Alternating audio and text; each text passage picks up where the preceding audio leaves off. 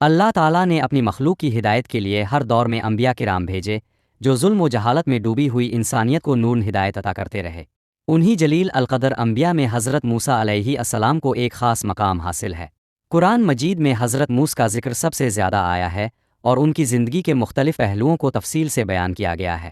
ان کی ہاتھ مبارکہ معجزات، آزمائشوں، صبر، قیادت اور اللہ تعالیٰ کی نصرت و عنایت سے بھرپور ہے۔ یہ کہانی نہ صرف ایک نبی کی حیات کا احوال ہے بلکہ یہ ایک قوم کی نجات، ایک ظالم حکومت کا انجام اور اللہ تعالیٰ کی قدرت و حکمت کا مظہر بھی ہے۔ اس داستان میں ایمان، صبر، توکل، قیادت، اصلاح اور انقلاب جیسے موضوعات کو اجاگر کیا گیا ہے۔ آئیے حضرت موسیٰ علیہ السلام کی بابرکت زندگی کے سفر کا آغاز کرتے ہیں تاکہ ہمارے دلوں میں بھی ایمان کی شمع روشن ہو اور ہم بھی اس روشنی سے ہدایت پا سکیں۔ حضرت موسیٰ علیہ السلام کی پیدائش ایسے دور میں ہوئی جب مصر پر فرعون نامی ظالم بادشاہ کی حکومت تھی۔ فرعون کی سلطنت نہایت وسیع اور مضبوط تھی، لیکن اس کا دل ظلم، غرور اور تکبر سے بھرا ہوا تھا۔ اس نے بنی اسرائیل کو غلام بنا رکھا تھا اور ان پر سخت مظالم ڈھاتا تھا۔ وہ چاہتا تھا کہ بنی اسرائیل کبھی سر نہ اٹھا سکے۔ فرعون نے ایک خواب دیکھا کہ بنی اسرائیل میں ایک بچہ پیدا ہوگا جو اس کی حکومت کو ختم کر دے گا۔ اس خواب سے ڈر کر اس نے یہ شفاف حکم جاری کیا کہ بنی اسرائیل کے ہاں پیدا ہونے والے ہر لڑکے کو قتل کر دیا جائے اور لڑکیوں کو زندہ رکھا جائے۔ قرآنی ترجمہ۔ فرعون زمین میں سرکشی کر رہا تھا اور اس نے اس کے باشندوں کو مختلف گروہوں میں بانٹ رکھا تھا۔ ایک گروہ کو وہ کمزور سمجھ کر ان کے بیٹوں کو قتل کرتا اور عورتوں کو زندہ چھوڑ دیتا تھا۔ یقیناً وہ فساد کرنے والوں میں سے تھا۔ ایسے ظالمانہ حالات میں اللہ تعالیٰ نے حضرت موسیٰ علیہ السلام کو پیدا فرمایا۔ جب حضرت موسیٰ کی والدہ کو معلوم ہوا کہ ان کا بچہ فرعون کے سپاہیوں کے ہاتھ چڑھ جائے گا تو ان کا دل بے چین ہو گیا۔ اللہ تعالیٰ نے ان کے دل کو تسلی دی اور انہیں حکم دیا کہ وہ بچے کو ایک صندوق میں رکھ کر دریا میں ڈال دے۔ قرآنی ترجمہ۔ اور ہم نے موسیٰ کی ماں کو وحی کی کہ اسے دودھ پلاتی رہ، پھر جب تجھے اس پر خوف ہو تو اسے دریا میں ڈال دے اور نہ خوف کر نہ غم کر، ہم اسے تیرے پاس واپس لائیں گے اور اسے رسول بنائیں گے۔ حضرت موسیٰ کا صندوق دریا کے بہاؤ سے ہوتا ہوا فرعون کے محل کے قریب پہنچا۔ وہاں فرعون کی بیوی آسیہ نے جب بچے کو دیکھا تو اس کا دل بھر آیا۔ اس نے فرعون سے کہا کہ یہ بچہ ہمیں فائدہ دے سکتا ہے، ہم اسے بیٹا بنا لیں گے۔ اللہ تعالیٰ نے موسیٰ کو اس دشمن کے گھر ہی میں پرورش کے لیے چان لیا۔ قرآنی ترجمہ۔ فرعون کے گھر والوں نے اسے اٹھا لیا تاکہ وہ ان کے لیے دشمن اور رنج کا سبب بنے۔ بے شک فرعون، حامان اور ان کے لشکر والے خطا کار تھے۔ اور فرعون کی بیوی نے کہا، یہ بچہ میری اور تیری آنکھوں کی ٹھنڈک ہے، اسے قتل نہ کرو، شاید یہ ہمارے کام آئے، ہم اسے بیٹا بنا لیں۔ حضرت موسیٰ نے کسی عورت کا دودھ نہیں پیا۔ فرعون کے محل میں بڑی پریشانی ہوئی کہ یہ بچہ دودھ کیوں نہیں پی رہا۔ اللہ تعالیٰ نے موسیٰ کی بہن کو موقع دیا کہ وہ محل میں پہنچے اور مشورہ دے کہ وہ ایک ایسی عورت کو جانتی ہے جو بچے کی پرورش کر سکتی ہے۔ وہ عورت موسیٰ کی اپنی ماں تھیں۔ یوں اللہ تعالیٰ نے حضرت موسیٰ کو دوبارہ ماں کی آغوش میں واپس پہنچا دیا۔ قرآنی ترجمہ۔ ہم نے پہلے ہی موسیٰ پر تمام دیوں کا دودھ حرام کر دیا تھا۔ پھر اس کی بہن بولی، کیا میں تمہیں ایک ایسے گھرانے کا پتہ دوں جو اس کی پرورش کرے اور وہ اس کے خیر خواہ بھی ہوں؟ اس طرح ہم نے اسے اس کی ماں کے پاس لوٹا دیا تاکہ اس کی آنکھیں ٹھنڈی ہوں اور وہ غم نہ کرے اور جان لے کہ اللہ کا وعدہ سچا ہے۔ یہ واقعہ اللہ تعالیٰ کی قدرت، اس کی حفاظت اور اس کے وعدوں کی سچائی کا زندہ ثبوت ہے۔ ایک ایسا بچہ جس کے قتل کا حکم تھا، اسی فرعون کے گھر میں پرورش پاتا ہے جو اس کا سب سے بڑا دشمن بننے والا ہے۔ حضرت موسیٰ علیہ السلام جوانی کی دہلیز پر قدم رکھ چکے تھے۔ اللہ تعالیٰ نے انہیں جسمانی طاقت اور فہم و فراست عطا کی تھی۔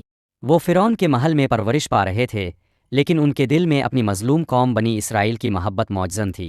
وہ اکثر شہر کے گلی کوچوں میں گھوما کرتے تھے تاکہ قوم کے حالات کا جائزہ لے سکے۔ ایک دن موسیٰ شہر کے ایک کنارے پر پہنچے تو دیکھا کہ دو آدمی لڑ رہے ہیں۔ ایک ان کا ہم قوم بنی اسرائیلی تھا اور دوسرا قبطی یعنی فرعون کی قوم سے تھا۔ بنی اسرائیلی نے حضرت موسیٰ سے مدد مانگی۔ حضرت موسیٰ نے ظالم قبطی کو محض ایک گھونسا مارا جس سے وہ مر گیا۔ ان کا ارادہ قتل کا ہرگز نہ تھا، مگر وہ قتل ہو گیا۔ قرآنی ترجمہ۔ اور شہر میں موسیٰ ایسے وقت داخل ہوا جب وہاں کے لوگ بے خبر تھے، تو اس نے وہاں دو آدمیوں کو لڑتے ہوئے پایا، ایک اس کی قوم سے اور دوسرا اس کے دشمنوں میں سے۔ اس کی قوم والے نے اس سے دشمن کے خلاف مدد مانگی تو موسیٰ نے اسے ایک گھونسا مارا اور وہ مر گیا۔ موسیٰ نے کہا، یہ شیطان کی کارستانی ہے، یقیناً وہ کھلا گمراہ کرنے والا دشمن ہے۔ حضرت موسیٰ پر شدید گھبراہٹ طاری ہوئی۔ انہوں نے اللہ تعالیٰ سے معافی مانگی اور نیت کی کہ وہ دوبارہ ایسا کام نہ کریں گے۔ अगले दिन दोबारा उसी बनी इसराइली ने किसी दूसरे किब्ती से झगड़ा किया। हज़रत मूस जब वहाँ पहुँचे तो इसने फिर मदद मांगी। हज़रत मूस ने इसे मलामत की कि तो फितना अंगेज़ मालूम होता है। इसी दौरान किब्ती कौम का एक आदमी भागता हुआ आया और मूस को खबरदार किया कि फ़िरौन के दरबार में आपके खिलाफ साजिश हो चुकी है और आपको कत्ल करने का मंसूबा बन चुका है। इसने मशवरा दिया कि अब शहर से निकल जाए। कुरानी तर्जमा।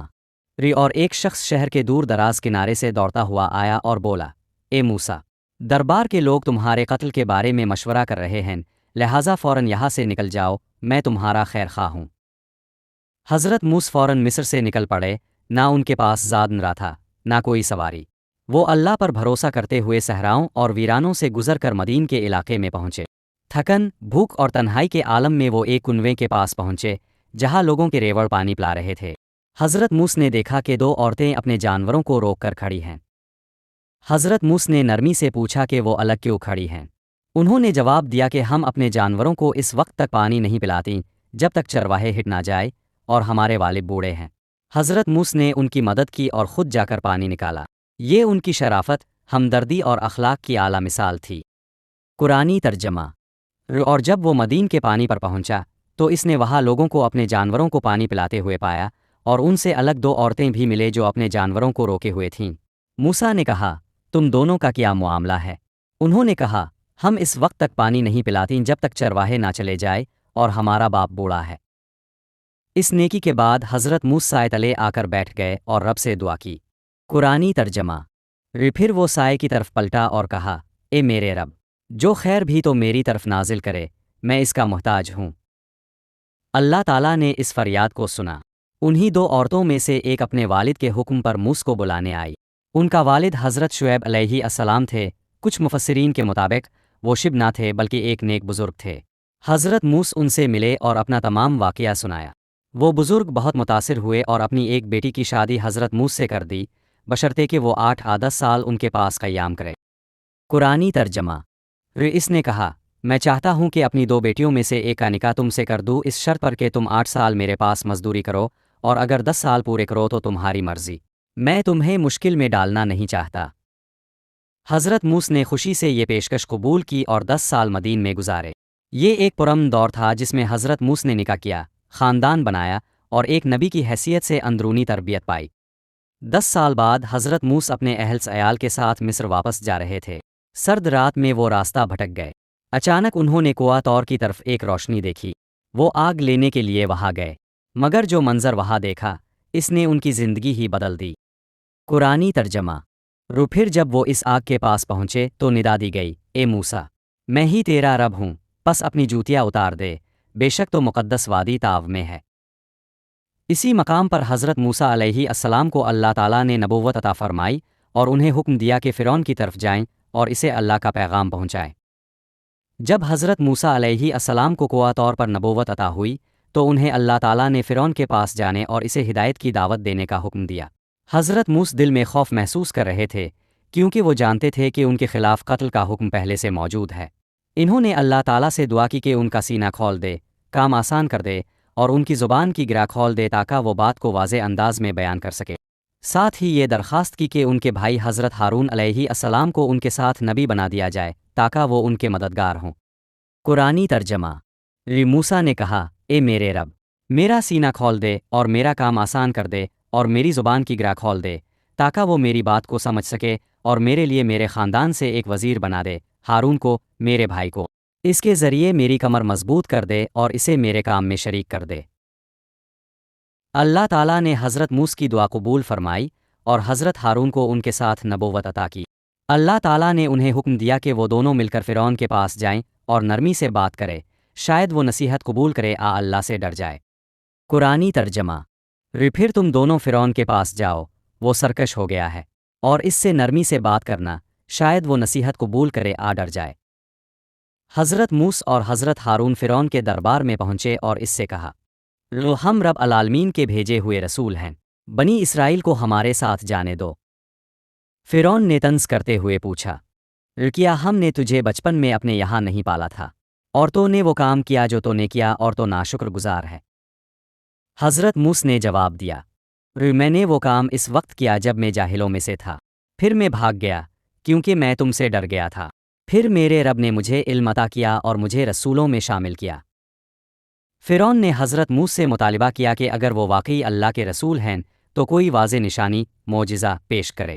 حضرت موسی نے اپنی لاٹھی زمین پر پھینکی جو اللہ کے حکم سے ایک بڑے اژدھے میں تبدیل ہو گئی۔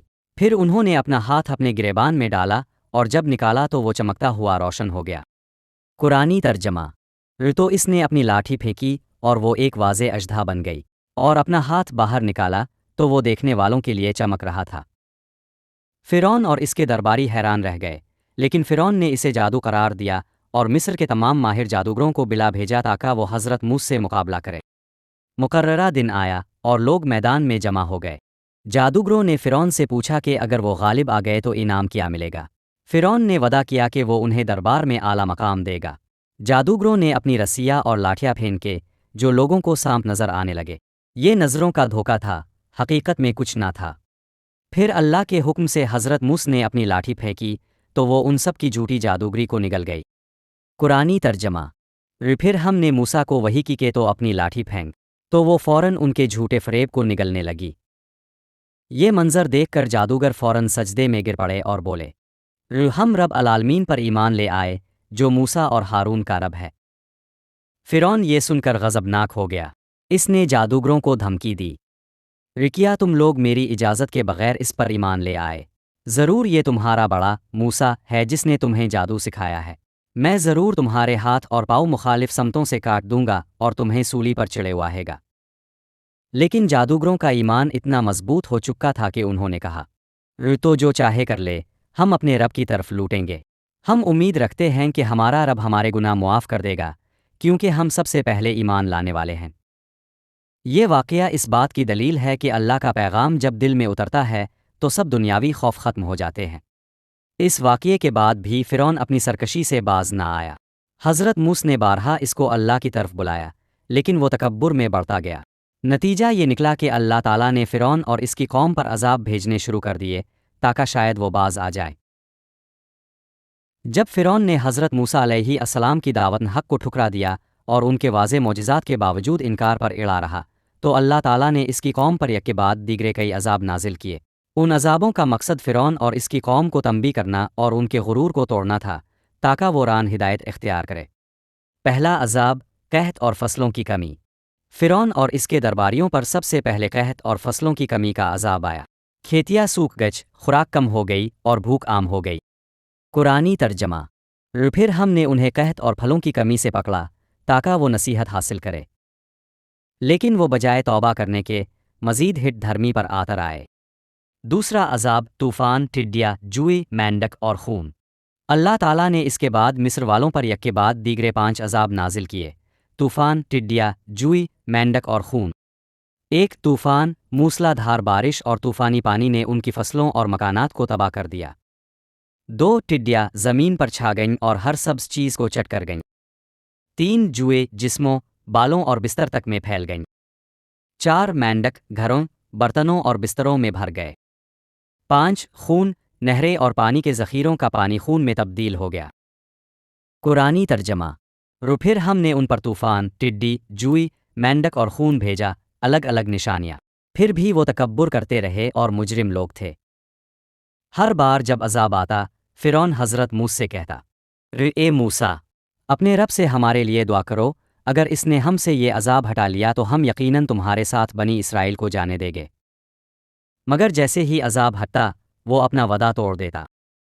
بالآخر جب اللہ تعالیٰ نے فیصلہ کیا کہ بنی اسرائیل کو فرعون کے ظلم سے نجات دلائی جائے تو حضرت موسی کو حکم دیا گیا کہ وہ اپنی قوم کو رات کے وقت مصر سے نکال کر روانہ ہو جائیں۔